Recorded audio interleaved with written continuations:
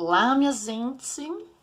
Essa semana vamos reforçar que a gente estudou o começo aí desse capítulo 16 do módulo 6 sobre essa filogenia das plantas.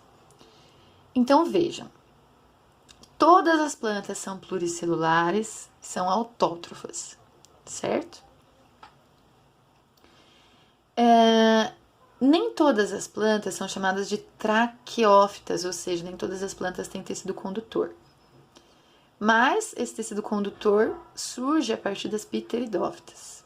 Lembrando que, junto com as briófitas, são as plantas chamadas criptógamas, que têm as estruturas sexuais escondidas ou não visíveis, né? Cripto vem disso. As plantas com sementes, chamadas embriófitas, que na verdade então deveria estar aqui embaixo, só começam a aparecer a partir das fanerógamas, que são as plantas com estruturas sexuais evidentes, gimnospermas e angiospermas. As gimnospermas são aquelas que têm os cones ou os estróbilos, e aqui nós vamos ter a flor. Então, eu consigo ver a estrutura sexual feminina e masculina a olho nu. Além disso, elas também são chamadas de sifonógamas, porque elas vão produzir um tubo polínico. Por que sifonógamas? Porque sifo lembra de sifão. Lembra aquele negócio que vem da pia, né? Que liga a torneira ao encanamento? A gente chama de sifão. Então é um tubo. Só que aqui carrega o pólen, por isso é chamado de tubo polínico. As angiospermas em forma específica, além de terem essas características, elas têm a novidade evolutiva de ter a flor. E se você tem a flor, você forma o fruto. Então, a primeira de todas as briófitas, que são as mais simples, nós vamos ter a porção do gametófito. Gametófito produz gametas. E esse gameta masculino, chamado de anterozoide, vai até o gameta feminino, chamado de arquegônio, chamado de arquegônio. Aqui dentro ela tem a osfera, que seria o nosso óvulo, entre aspas. Elas precisam muito da água, justamente para essa disseminação dos anterozoides. Por isso que os gametas masculinos são flagelados. Então, preciso muito da água. Se eu não viver em ambiente úmido, isso aqui não acontece. Quando eu tenho essa fecundação, o meu gametófito vai produzir um esporófito, 2N. Por que 2N? Porque eu acabei de ter a fecundação. Então, gameta masculino N, gameta feminino N, 2N. Esse esporófito é chamado de cápsula. Aqui, nesse finalzinho, é chamado de cápsula. Essa cápsula, quando abre, ela vai liberar os esporos. Mas antes de liberar os esporos, dentro dessa cápsula, nós vamos ter a meiose. Então, uma meiose esporofítica, que nós chamamos.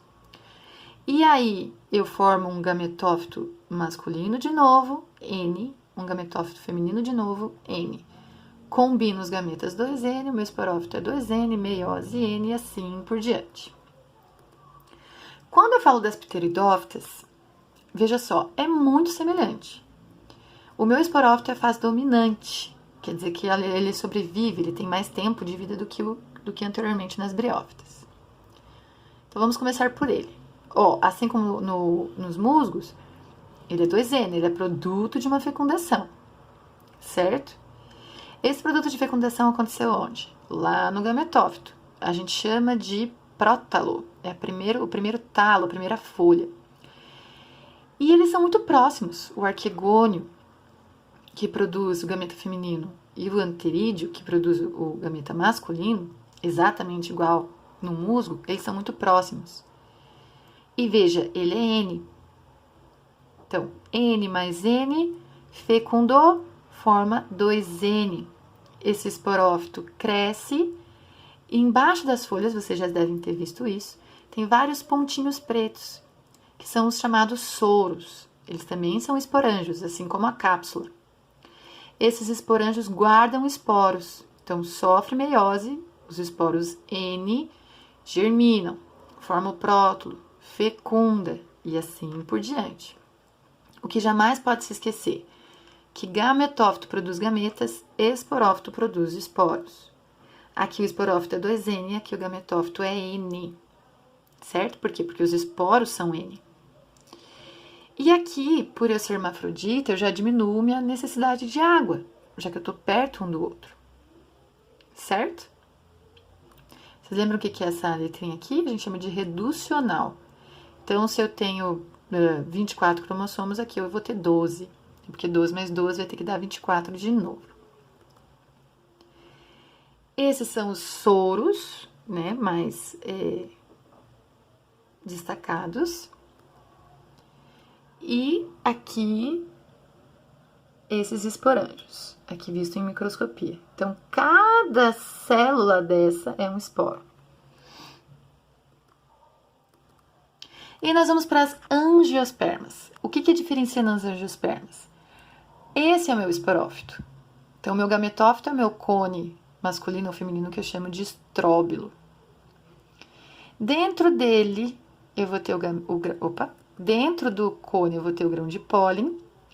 Esse grão de pólen não mais pela água, mas pelo vento, principalmente. Nós chamamos de anemocoria, isso. Anemofilia, desculpa. Anemocoria é quando é dispersa a semente. Aqui está dispersando o pólen. Esse pólen vai na osfera, tem um tubo polínico que cresce, e aqui está o embrião. Então, é claro que nas gimnospermas eu tenho a própria semente, não a flor, para armazenar esse embrião. Semente germina, esporófito, que forma os cones e assim por diante. Eu posso ter esporófitos hermafroditas, ou melhor falando, monóicos, né? Ou não. Não significa que eu vou ter autofecundação, porque eu preciso dispersar isso pelo vento. Daí é muito razoável que não aconteça necessariamente na mesma planta. Quando eu falo de angiosperma, eu tenho que falar da flor. Eu, primeiro de tudo, tenho que falar da flor.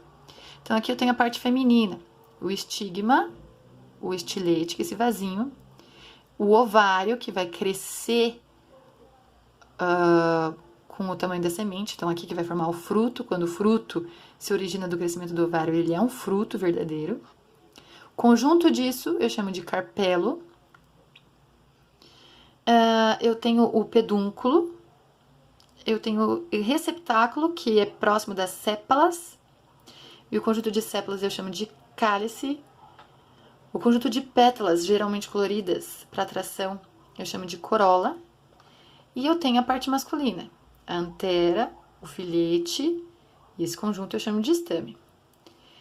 O carpelo eu chamo de gineceu, que é a parte feminina da flor. O estame eu chamo de androceu, que é a parte masculina da flor. Podem ter flores unissexuadas ou bissexuadas, ou ainda, como nós chamamos, né? Existem plantas que têm flores masculinas ou flores femininas. Existem plantas que têm as duas junto. Existem plantas que têm apenas flores masculinas ou apenas flores femininas. E como que é a reprodução? Então, aqui eu tenho a ligação dos gametas. Então, os grãos de pólen formam o tubo polínico. Aqui, ó, mostrando a relação do óvulo, né, com os gametas. Isso vai formar a semente, o crescimento do ovário fruto, germina, cresce toda a planta que vai armazenar a flor. Então, aqui eu tenho esporófito e a flor seria o meu gametófito, certo? Eu tenho as inflorescências, que é quando eu tenho em uma região que, em geral, nasceria apenas uma flor, aqui nascem várias flores. Então, essas inflorescências podem ser dessas formas aqui.